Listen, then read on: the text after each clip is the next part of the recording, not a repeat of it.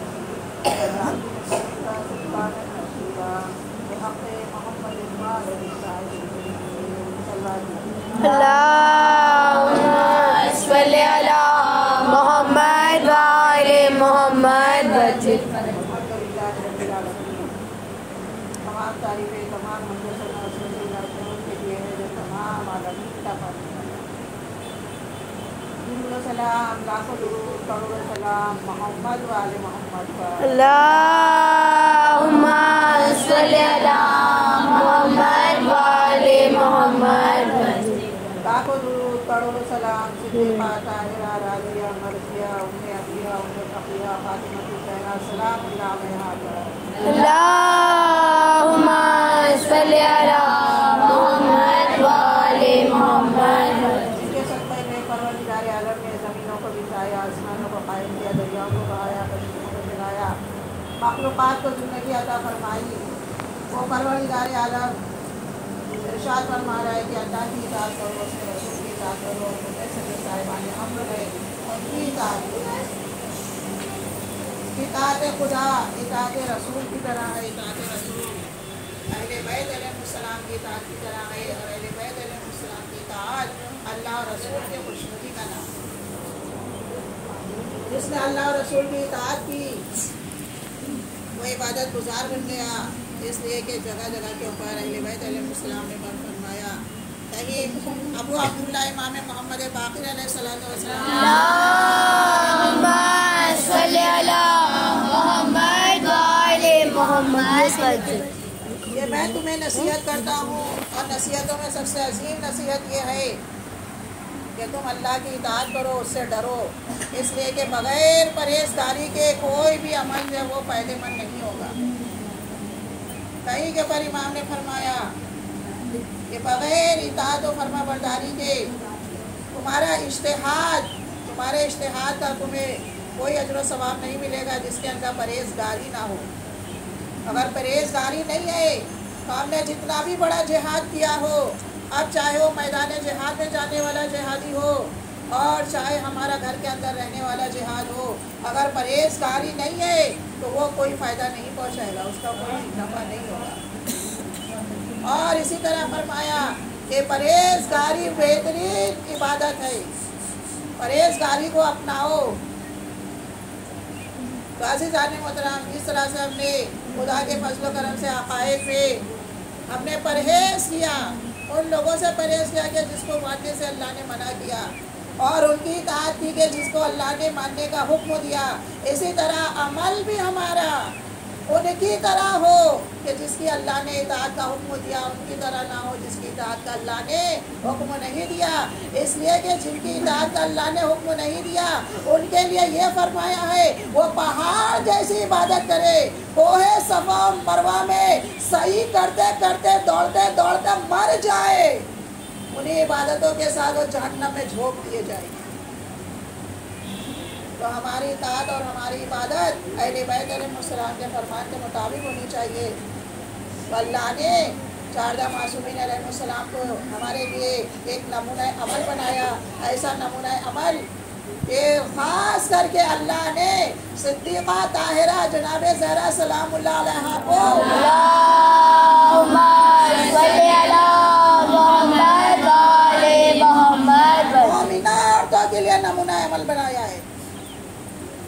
تو آج ہم دیکھیں گے اطاعت میں کہ ان کا ہر پہلو ہمارے لیے ایک نمونہ عمل ہے کہ اللہ نے آپ کو وہ مقام و مرتبہ وہ عظمت عطا فرمائی کہ اللہ نے وہ بلندی عطا فرمائی کہ جب ہم جانتے ہیں کہ آپ کا نام زہرا اس لیے کہ آپ کے کئی رنگ کا نور آپ سے روشن ہوتا تھا، اور آپ کا نور کہ اگر ماہ رمضان کا چاند نمودار ہو جائے اور آپ اس کے سامنے آ جائے تو اس کی روشنی چھپ جاتی تھی اور آپ کے نور سے دنیا روشن ہو جاتی تھی۔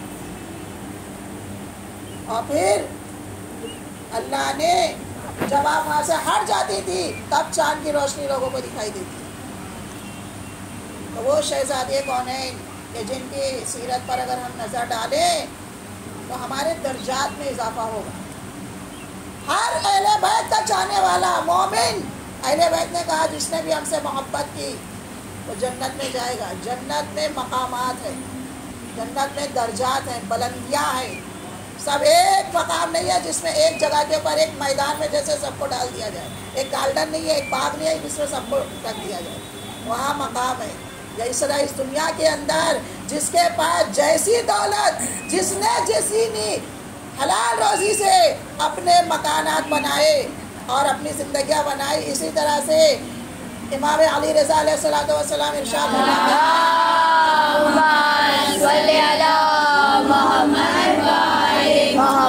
اگر تمہارے دل میں ہماری محبت ہے اور ہمارے دشمن سے نفرت ہے تو جنت تم پر واجب ہے، لیکن تم پرہیزگاری میں اعمال نیک عمل انجام دینے میں ایک دوسرے سے بڑھ چڑھ کر عمل کرو تاکہ تمہارے درجات بلند ہو۔ جنت مومنین کو اللہ نے عطا فرمائی، وعدہ کیا، لیکن جو ہم نیکیاں کریں گے تو ہمارے درجات وہاں بلند ہوں گے۔ یا ہم نے چھوٹی سی نیکی کی وہاں ہم دیکھیں گے بہت بڑا مقام حاصل ہوگا۔ تو آپ شہزادی کونین، آج ہم دیکھتے ہیں کہ شہزادی کونین کی اخلاق، آپ کی رفتار، آپ کی گفتار، آپ کا کہنا، آپ کا ہر پہلو رسول اسلام سے مشابہ ہے کہ اگر آپ کو یہودی گھر سے بھی دعوت آتی ہے تو اللہ نے آپ کو معصومہ عالم بنایا ہے، لیکن آپ اپنے معصوم کہ جن کے زیر سایہ آپ ہیں ان کی اجازت لیتی ہیں۔ یہودی آتا ہے کہ میرے بیٹی کی شادی ہے، فرماتی ہے اس امر میں میرے بابا مختار ہیں، کہ رسول اسلام کے پاس جاتا ہے وہ فرماتے ہیں کہ علی اس چیز کے مختار ہے، پھر مولا کائنات کے پاس آتا ہے، مولا کائنات کہتے ہیں اب فاطمہ خود مختار ہے۔ شہزادی کونین معصومہ عالم اگر چلے جائے تو کوئی مسئلہ نہیں ہے، لیکن یہ اخلاقیات کے خلاف ہے ایک عورت کے لیے کہ وہ اپنے وارثوں کے بغیر گھر سے باہر جائے۔ اس لیے گھر سے بغیر جانے میں اگر گھر کے اندر فساد ہو رہا ہے تو یہ نیکی انسان کو فائدہ نہیں پہنچائے گی۔ وہ نیکی جو اہل بیت علیہ السلام کے فرمان کے مطابق ہو، اپنے وارثوں سے اجازت لینا، اپنے بڑوں کی یہی عزت اور احترام کرنا، بھلے اس نے ہمیں اختیار دے دیا ہو جہاں چاہے جاؤ جہاں چاہے نہ جاؤ، لیکن ادب و تہذیب بہترین اخلاق یہ بتاتا ہے کہ ہم اہل بیت علیہ السلام کے فرمان کے مطابق عمل انجام دیں۔ اس سے بزرگوں کے دل میں، بڑوں کے دل میں اہمیت بڑھتی ہے، پھر ان کے دل سے دعائیں نکلتی ہیں۔ اب ایک مرتبہ شہزادی کونین سوار ہو کے سواری لے کے آتا ہے اور آپ جاتی ہے، اور ابھی اللہ نے آپ کے لیے ساز و سامان کا انتظام کر دیا۔ سارا واقعہ آپ کو اچھی طرح معلوم ہے کہ آپ پرانا لباس پہنے ہوئے ہیں، آپ کے چادر میں پیون ہے، لیکن آپ کو اس بات کا خیال ہے اسی حال میں آپ کو جانا ہے۔ بارگاہ الہی میں دعا کرتی ہے کہ اگر کوئی چیز کی کمی ہو تو شہزادی کونین نے یہ بھی بتایا کہ اس کے لیے خاموش ہو کے دل میں گھٹ کے نہ رہ جاؤ، اللہ کی بارگاہ میں اپنا مدعا پیش کرو، اسی کا نام دعائیں کرنا ہے۔ اہل بیت کی بارگاہ میں دعاؤں کو پیش کرو۔ ابھی آپ نے سجدے سے سر نہ اٹھایا، پرانے جنت خان لے کے آ گئی، آپ کو زیور سے لباس سے آراستہ کیا، اب اس کے بعد آپ یہودی کے گھر تشریف لائی، آپ کی زینت، آپ کا نور، آپ کی ہیبت اور آپ کو جو پرانے جنت نے خوشبو سے معطر کیا تھا وہ یہودی عورتیں برداشت نہ کر سکی اور سارے کے سارے لوگ بے ہوش ہو گئی۔ تھوڑی دیر کے بعد سب کو ہوش آ گیا، لیکن دلہن تو مر ہی گئی۔ اب ایک مرتبہ شہزادی کونین نے وضو کیا، 2 رکعت نماز پڑھی، ابھی آپ نے سجدے سے سر نہ اٹھایا کہ دلہن بھی کلمہ پڑھتی ہوئی اٹھ بیٹھی.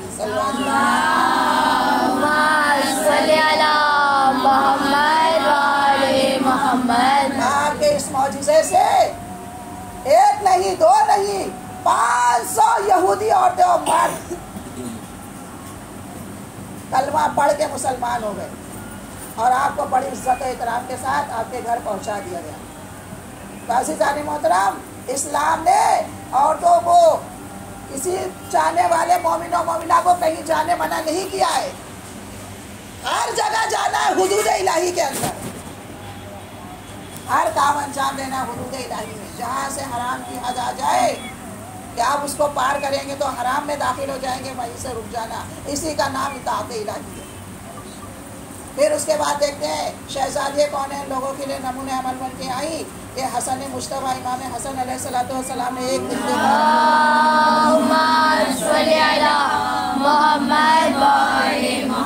شب جمعہ ہے اور شہزادی کون ہے ساری رات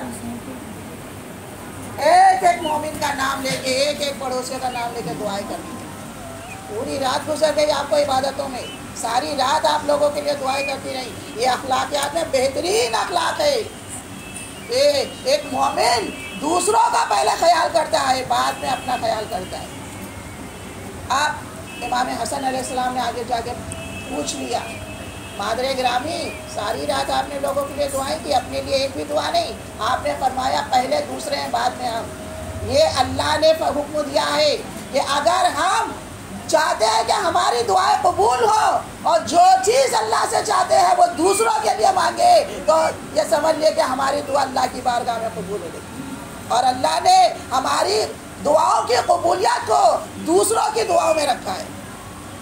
تو یہ اخلاق میں بہترین اخلاق یہ بھی ہے. مولا کائنات امیر المومنین علی بن ابی طالب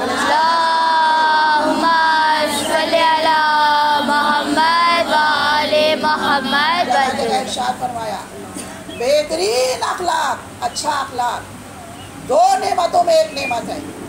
اگر پوری زندگی میں ہمیں فقط 2 ہی نعمت دی جائے، ایک زندگی ہماری اور ایک ہمارے لیے دوسرا سامان، تو دوسرا حصہ وہ بہترین اخلاق ہے، وہ نعمت ہے بہترین اخلاق. کہ بہترین اخلاق کے ذریعے انسان ہر جگہ کے اوپر اپنی زندگی گزار لے گا. بیل الدانہ کی زندگی مثال ہے ہمارے لیے. بہترین اخلاق کی بنا پر دوست دشمن ہر ایک کو زیر کر دیتے تھے. اور اس کے بعد ہم دیکھتے ہیں امام نے اگلی جگہ فرمایا کہ بہترین اخلاق بہترین نسب کی دلیل ہے کہ یہ انسان کا نسب بہت اچھا ہے.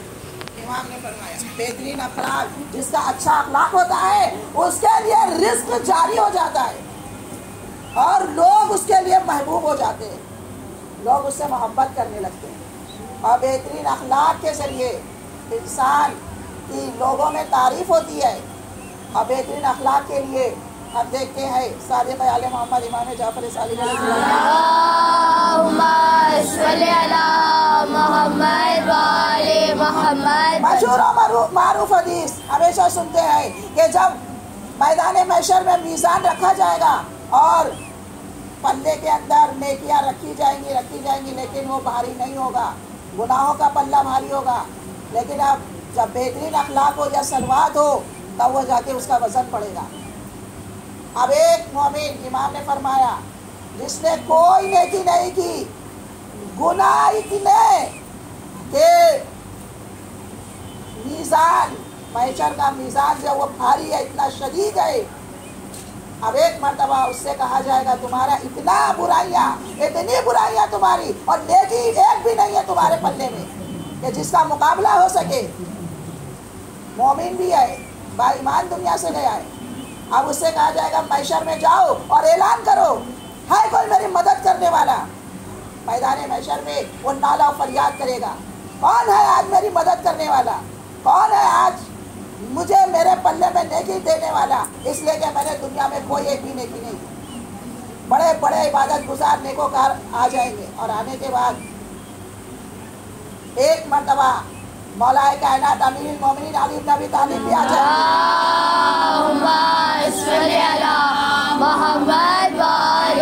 محمد اب مومنین آگے بڑھ کے کہیں گے یا علی، یہ شخص دنیا میں یہ ہمارا بڑا محبوب تھا، یہ بڑا ہماری عزت کرتا تھا، بہت ہمارا احترام کرتا تھا، اس نے کوئی نیکی نہیں کی ہے، ہم اسے اپنی نیکیاں دے دیں گے، اس لیے کہ یہ بڑا بات تہذیب مہذب انسان تھا۔ نیکیاں دے دی، سب نے اپنی اپنی نیکیاں دے دی۔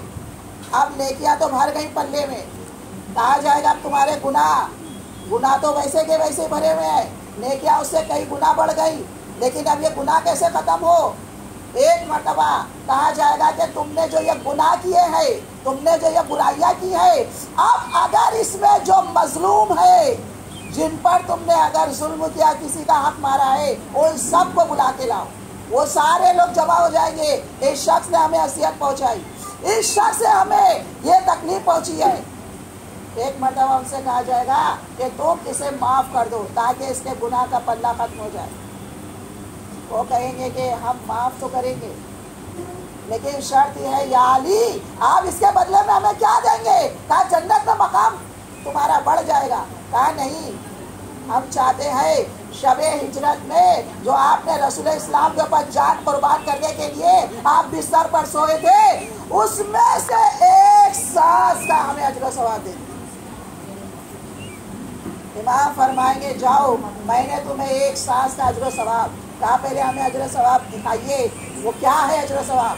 آپ جو دیکھیں گے تو باغ جنت اتنا بڑا مقام، اتنا بڑا مقام کہ وہ کہیں گے کہ یہ بہشت سے بڑا مقام، یہ 8 بہشت ایک طرف اور یہ تو ایک نئی بہشت ہے۔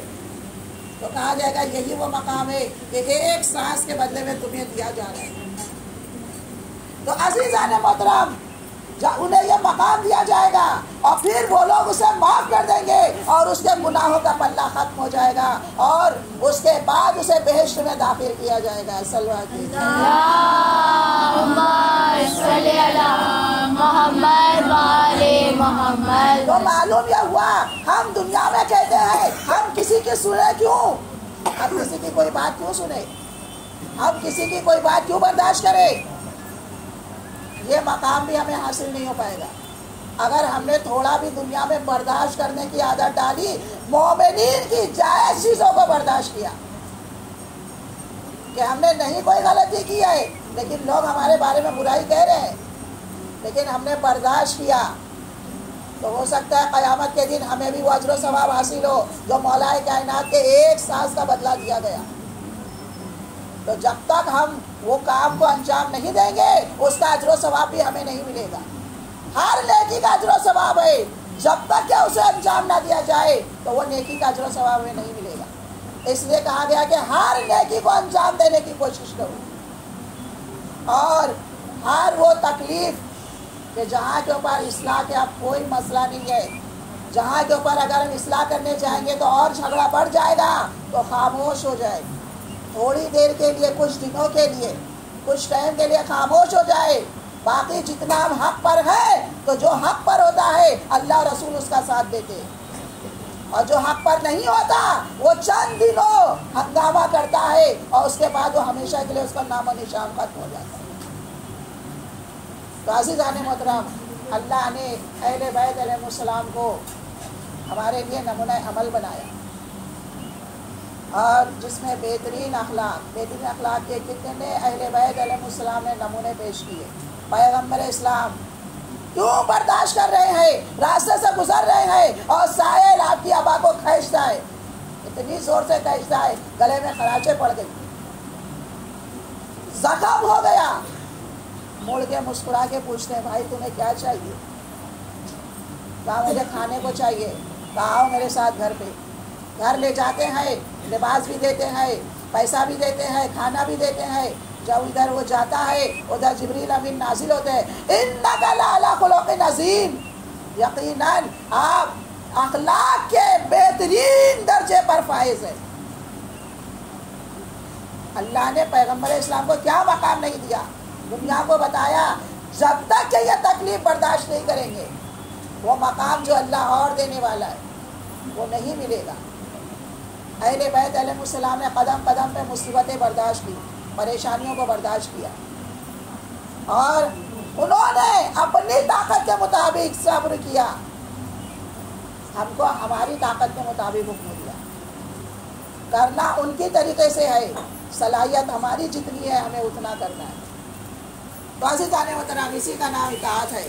اہل بیت علیہ السلام کے فرما برداری پہ عمل کرنا، اسی کا نام پرہیزگاری ہے۔ اور جتنا انسان پرہیزگار ہوتا ہے اتنا وہ دین میں مطمئن ہوتا ہے، اور جتنا انسان دین سے دور رہتا ہے تھوڑی سی مصیبت میں اسے کچھ سمجھ میں نہیں آتا، پریشان ہو جاتا ہے، اور اس عالم میں شیطان انسان کے اوپر حملہ کرنے کے لیے آمادہ ہو جاتا ہے۔ تو دل کو دماغ کو اگر اطمینان ملتا ہے تو اہل بیت علیہ السلام کی اطاعت و فرما برداری میں ملتا ہے۔ اسی کا نام اللہ نے ذکر رکھ دیا، الا بذکر اللہ تطمئن القلوب، کہ دلوں کو سکون ملتا ہے ذکر خدا سے۔ اہل بیت کا ذکر خدا کا ذکر ہے۔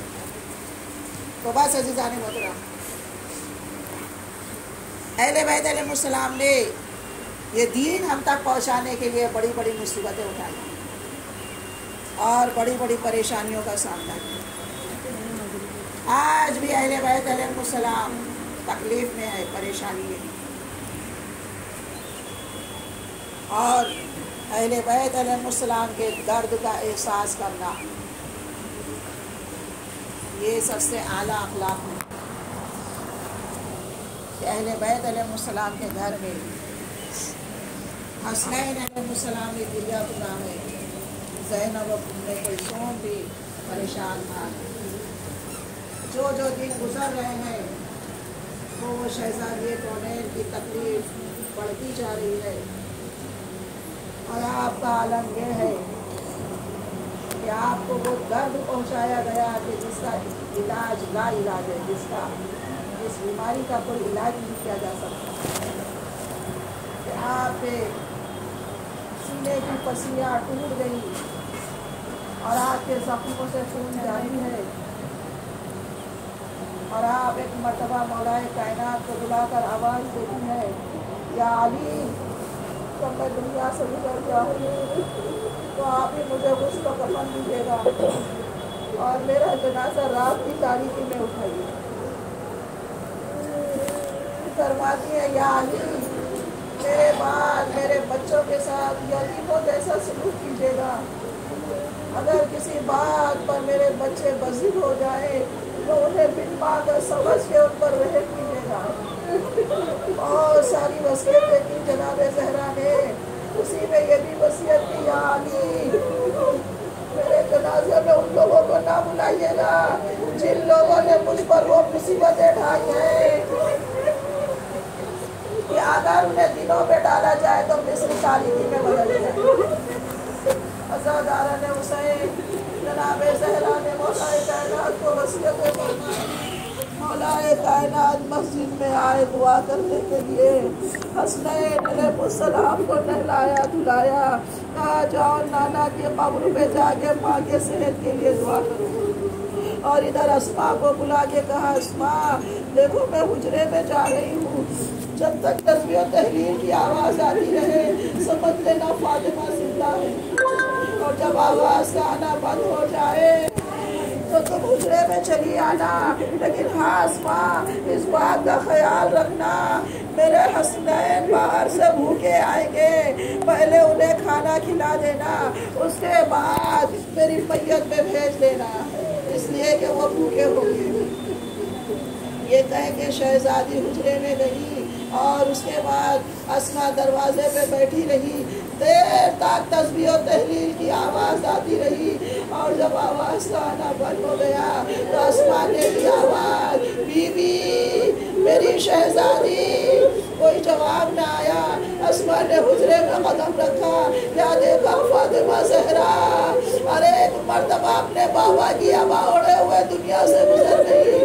اسماء نے سر و سینہ پیٹا، ہائے شہزادی کہہ کے رونا شروع کیا، اتنے میں حسنین باہر سے آ گئے، جلدی سے ہنسیوں کو پوچھا، دسترخوان بچھایا، کہا بچوں آؤ کھانا کھا لو، کہا اسماء ہماری اماں کہاں ہے، کہا پہلے کھانا کھا لو پھر اماں سے مل لینا، بچوں نے نگاہوں کو اٹھایا اسماء، یا بغیر ماں کے کبھی ہمیں کھانا کھاتے دیکھا ہے اسماء، یا ہماری اماں دنیا سے گزر نہیں گئی ہے؟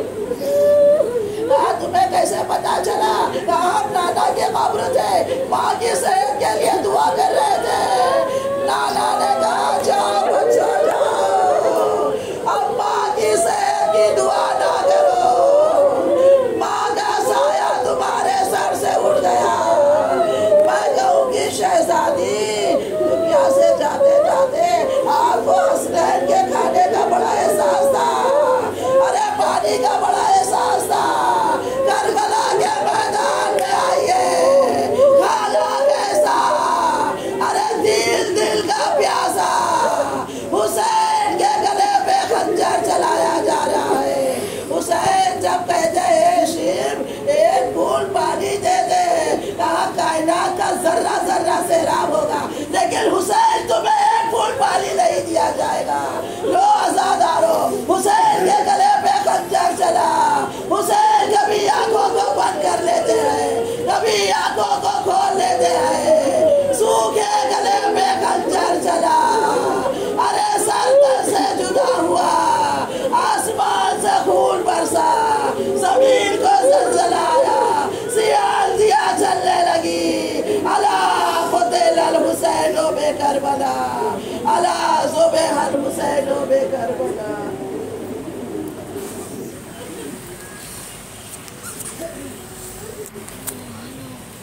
اللہ لعنت اللہ علی